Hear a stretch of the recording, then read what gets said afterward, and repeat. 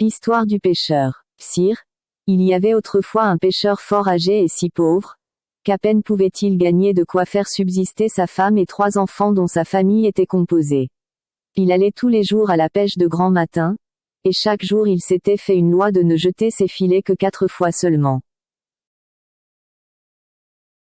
Il partit un matin au clair de la lune, et se rendit au bord de la mer, il se déshabilla, et jeta ses filets. Comme il les tirait vers le rivage, il sentit d'abord de la résistance, il crut avoir fait une bonne pêche, et s'en réjouissait déjà en lui-même. Mais un moment après, s'apercevant qu'au lieu de poisson il n'y avait dans ses filets que la carcasse d'un âne, il eut beaucoup de chagrin d'avoir fait une si mauvaise pêche. Cependant quand il eut raccommodé ses filets que la carcasse de l'âne avait rompus en plusieurs endroits, il les jeta une seconde fois. En les tirant, il sentit encore beaucoup de résistance, ce qui lui fit croire qu'ils étaient remplis de poissons, mais il n'y trouva qu'un grand panier plein de gravier et de fange. Il en fut dans une extrême affliction. « Ô fortune » s'écria-t-il d'une voix pitoyable, « cesse d'être en colère contre moi, et ne persécute point un malheureux qui te prie de l'épargner. Je suis parti de ma maison pour venir ici chercher ma vie, et tu m'annonces ma mort.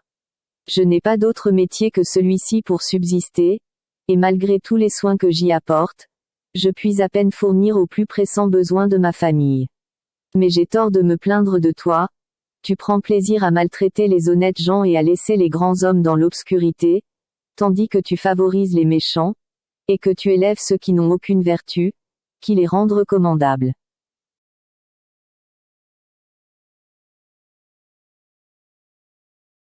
En achevant ses plaintes, il jeta brusquement le panier, et, après avoir bien lavé ses filets que la fange avait gâtés, il les jeta pour la 3e fois.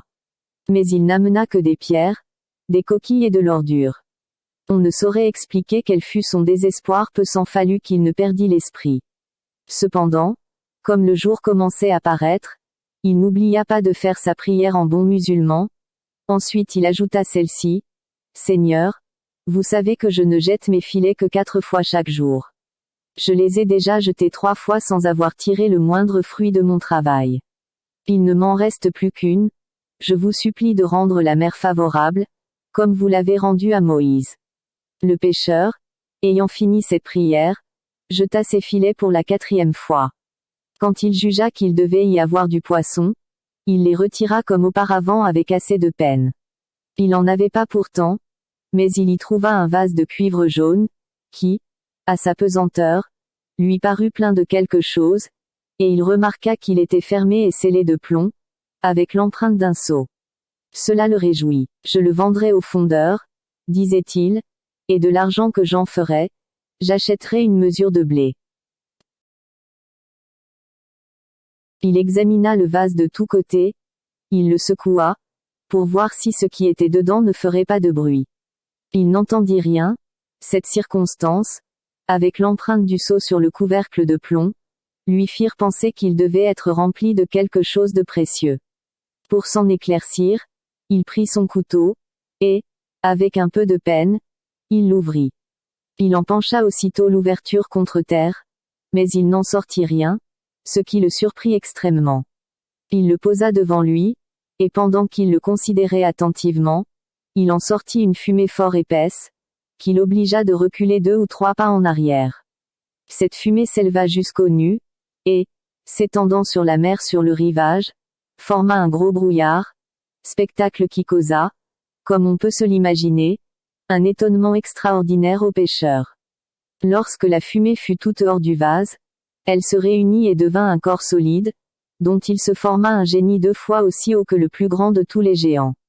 À l'aspect d'un monstre d'une grandeur si démesurée le pêcheur voulut prendre la fuite, mais il se trouva si troublé et si effrayé, qu'il ne put marcher. « Salomon » s'écria d'abord le génie, « Salomon, grand prophète de Dieu, pardon, pardon. Jamais je ne m'opposerai à vos volontés. J'obéirai à tous vos commandements. »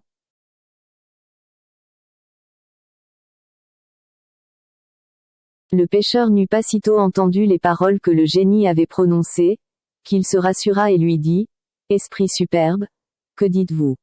Il y a plus de 1800 ans que Salomon, le prophète de Dieu, est mort, et nous sommes présentement à la fin des siècles.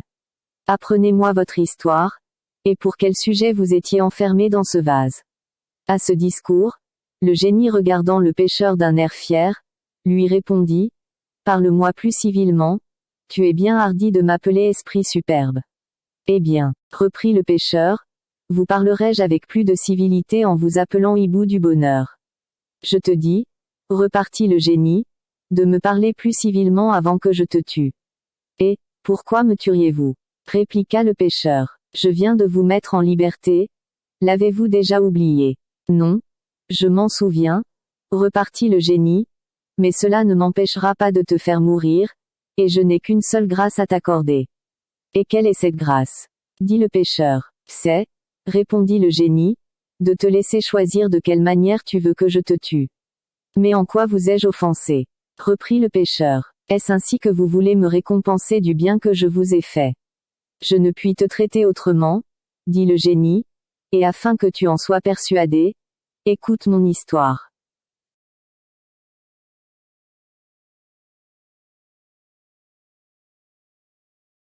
Je suis un de ces esprits rebelles qui se sont opposés à la volonté de Dieu. Tous les autres génies reconnurent le grand Salomon, prophète de Dieu, et se soumirent à lui. Nous fûmes les seuls, Sakkar et moi, qui ne voulûmes pas faire cette bassesse. Pour s'en venger, ce puissant monarque chargea Asaph, fils de Barakia, son premier ministre, de me venir prendre.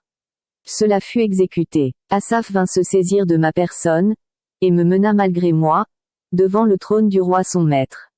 Salomon, fils de David, me commanda de quitter mon genre de vie, de reconnaître son pouvoir et de me soumettre à ses commandements. Je refusai hautement de lui obéir, et j'aimais mieux m'exposer à tout son ressentiment que de lui prêter le serment de fidélité et de soumission qu'il exigeait de moi. Pour me punir, il m'enferma dans ce vase de cuivre, et, afin de s'assurer de moi, et que je ne pusse pas forcer ma prison, il imprima lui-même sur le couvercle de plomb son sceau, où le grand nom de Dieu était gravé.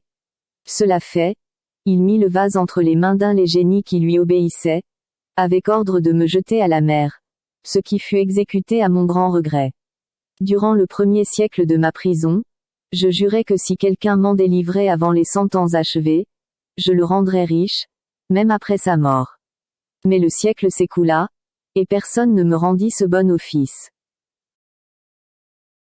Pendant le second siècle, je fis serment d'ouvrir tous les trésors de la terre à quiconque me mettrait en liberté, mais je ne fus pas plus heureux.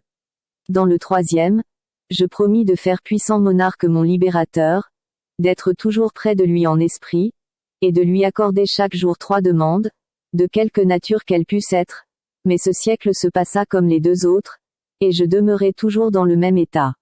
Enfin, chagrin, ou plutôt enragé de me voir prisonnier si longtemps, je jurai que si quelqu'un m'en délivrait dans la suite, je le tuerais impitoyablement, et ne lui accorderai point d'autre grâce que de lui laisser le choix du genre de mort dont il voudrait que je le fisse mourir. C'est pourquoi, puisque tu es venu ici aujourd'hui, et que tu m'as délivré, choisis comment tu veux que je te tue. Ce discours affligea fort le pêcheur. Je suis bien malheureux, s'écria-t-il, d'être venu en cet endroit rendre un si grand service à un ingrat. Considérez, de grâce, votre injustice, et révoquez un serment si peu raisonnable.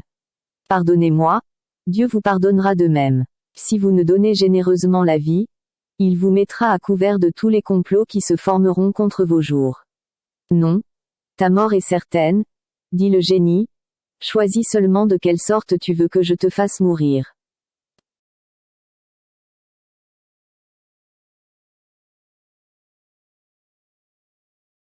Le pêcheur, le voyant dans la résolution de le tuer, en eut une douleur extrême, non pas tant pour l'amour de lui qu'à cause de 3 enfants dont il plaignait la misère où ils allaient être réduits par sa mort. Il tâcha encore d'apaiser le génie. Et là, reprit-il, daignez avoir pitié de moi, en considération de ce que j'ai fait pour vous. Je te l'ai déjà dit, repartit le génie, c'est justement pour cette raison que j'y suis obligé de t'ôter la vie. Cela est étrange, répliqua le pêcheur, que vous vouliez absolument rendre le mal pour le bien. Le proverbe dit que qui fait du bien à celui qui ne le mérite pas, en est toujours mal payé. Je croyais, je l'avoue que cela était faux. En effet, rien ne choque davantage la raison et les droits de la société. Néanmoins j'éprouve cruellement que cela n'est que trop véritable. Ne perdons pas de temps, interrompit le génie. Tous tes raisonnements ne sauraient me détourner de mon dessein. Hâte-toi de dire comment tu souhaites que je te tue. La nécessité donne de l'esprit. Le pêcheur s'avisa d'un stratagème.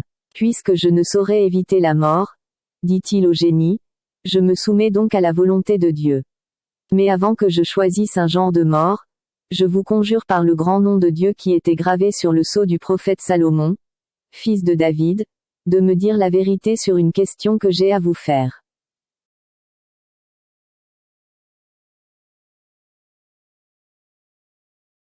Quand le génie vit qu'on lui faisait une adjuration qui le contraignait de répondre positivement, il trembla en lui-même, et dit au pêcheur, « Demande-moi ce que tu voudras, et hâte-toi. » Sur quoi le pêcheur lui dit, « Je voudrais savoir si effectivement vous étiez dans ce vase, oseriez-vous en jurer par le grand nom de Dieu? » Oui, répondit le génie, je jure par ce grand nom que j'y étais, et cela est très véritable.